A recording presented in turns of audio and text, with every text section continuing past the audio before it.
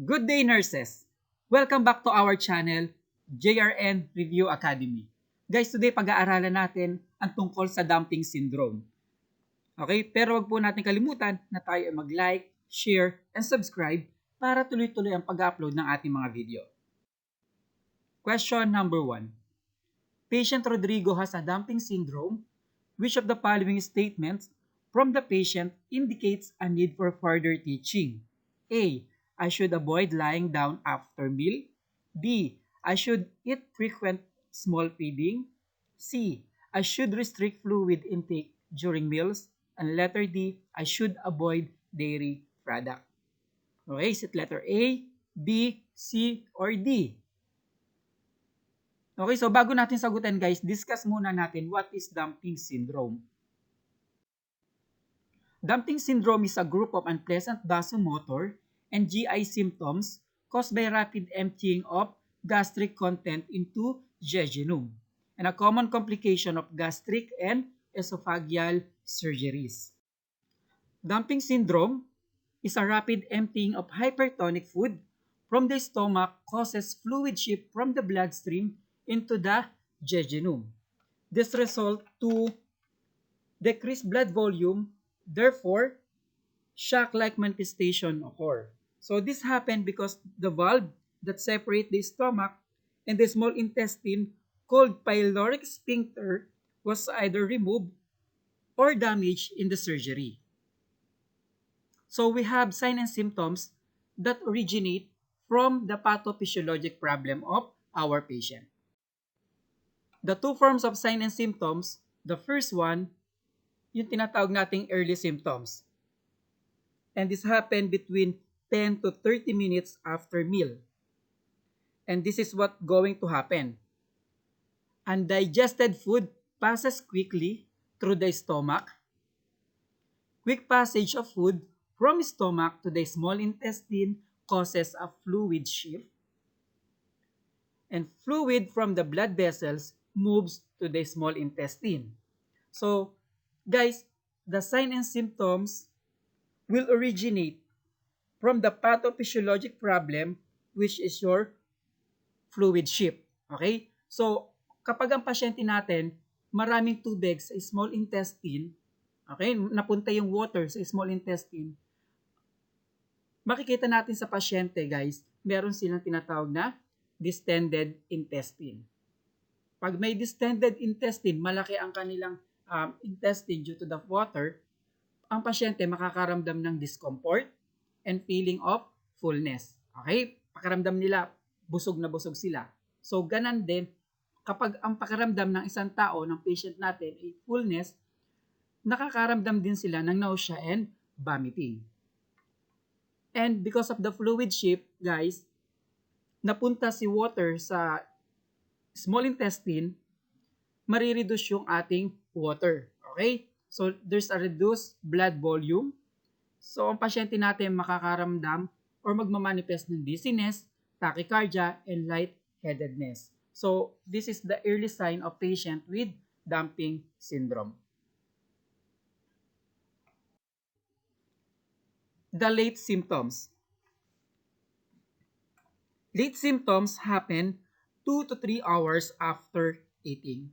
So, at this point, initially, guys, hyperglycemia occurs. This stimulates increased insulin secretion that may lead to hypoglycemia.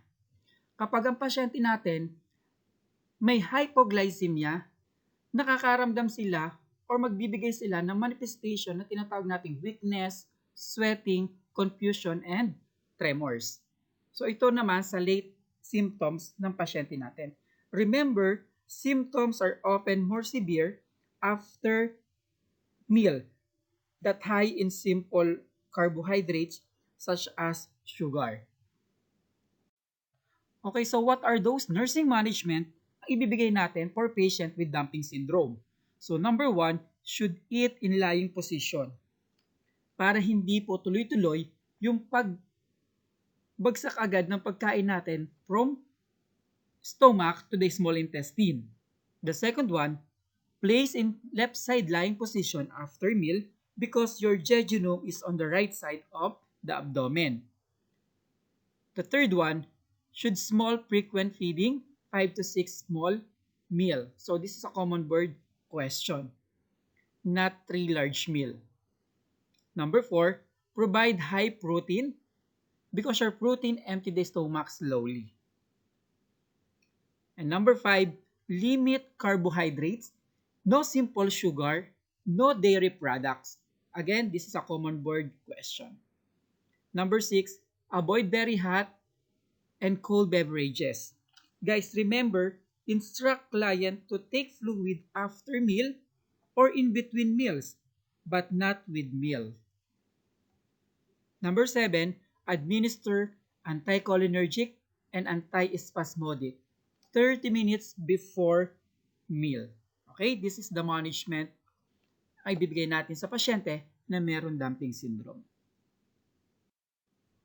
Okay guys, ito yung question natin kanina.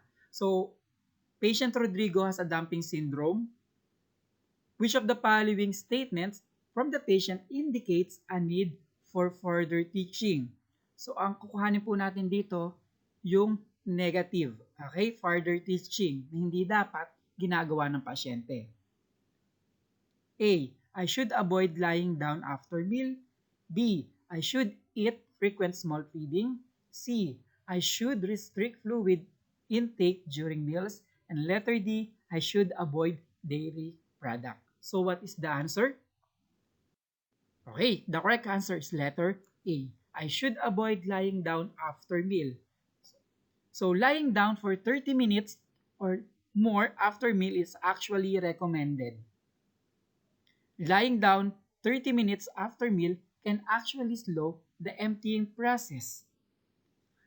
In dumping syndrome is when food rapidly passes through the system and dumps into the small intestine.